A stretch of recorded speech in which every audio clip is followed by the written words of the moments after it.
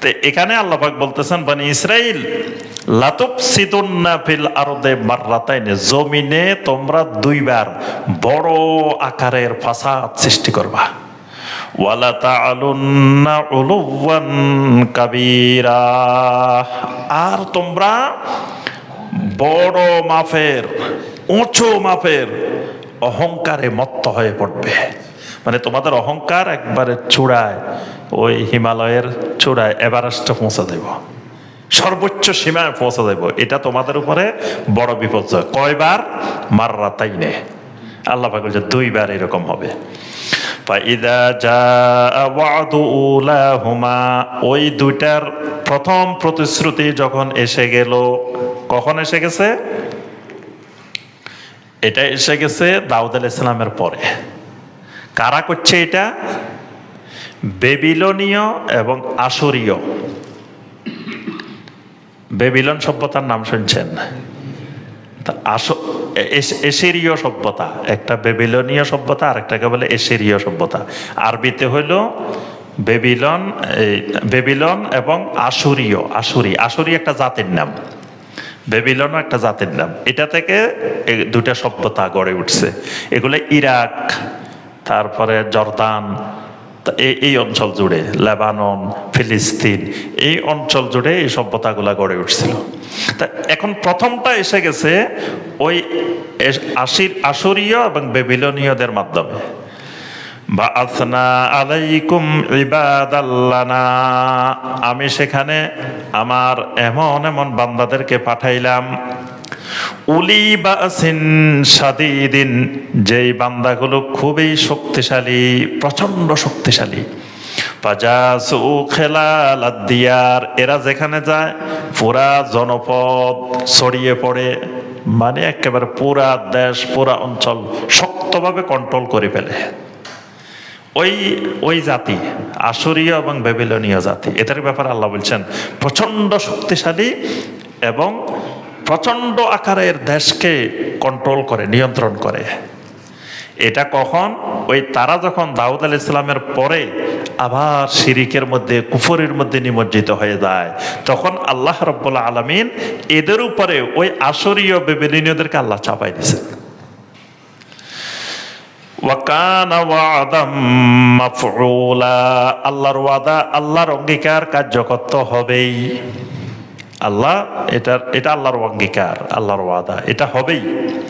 সুম্মা রাদাদনা লাকুমুল কাররাতা আলাইহিম, এরপরে আমি আবার তাদের দ্বিতীয়বার পুনরায় আবার তাদেরকে ওই বিপর্যয় থেকে আবার ঘুরাই দিলাম, বিপর্যয় থেকে আবার উদ্ধার করে নিয়ে আসছি। এনে কি করলাম? ওয়া আমদাদনাকুম বিআমওয়ালিন ওয়া বানিন, ধন সম্পদের মাধ্যমে, জনবলের মাধ্যমে তোমাদেরকে শক্তিশালী করে দিলাম। সুবহানাল্লাহ, মানে তোমাদেরকে এত সম্পদ দিলাম, এত জনবল দিলাম, এটা দিয়ে তোমাদেরকে শক্তিশালী করে দিচ্ছি।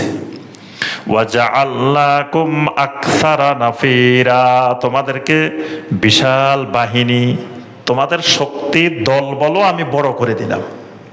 মানে ওই আশুরীয় বেবিলনীয়দেরকে পরাজয় করে তোমরা আবার পৃথিবীতে মাথা উঁচু করে দাঁড়ানোর মতো শক্তি, যা যা দরকার সব আমি তোমাদেরকে দিয়ে দিছি। ইন আহসানতুম লিআনফুসিকুম, এখন যদি তোমরা এহসান করো, অনুগ্রহ করো, এটা তোমাদের জন্যই অনুগ্রহ, তোমাদের জন্য লাভ।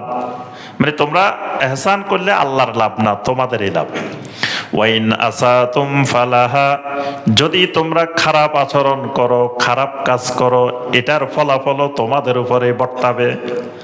ফাইদা জাআ ওয়াদুল আখিরাহ, যখন চলে আসলো দ্বিতীয় বিপর্যয়, শেষের বিপর্যয়, লিয়াসুউ উজুহাকুম, এই বিপর্যয়ের ফলে তোমাদের চেহারাগুলোকে যারা মন্দ করে দিছে, মানে তোমাদের শক্তি সামর্থ্য সব যারা ধ্বংস করে দিছে, এই ধ্বংসের জন্যই তোমাদের দ্বিতীয় বিপর্যয়। ওয়ালিয়াদখুলুল মাসজিদা কামা দাখালুহু আউয়ালা মাররা, এবং তারা মসজিদে এমন ভাবে প্রবেশ করবে যেমন প্রথমবারে তারা প্রবেশ করেছিল। মানে মাঝখানে আল্লাহ রাব্বুল আলামিন মুসলমানদের হাতে আবার ওই ক্ষমতা দিছেন, শক্তিশালী করছেন, করার পরে আবার দ্বিতীয় বিপর্যয়ের পরে তারা মসজিদে এমন ভাবে ঢুকছে যেভাবে প্রথম দল ঢুকছিল। এটা কোন মসজিদ? আকসা।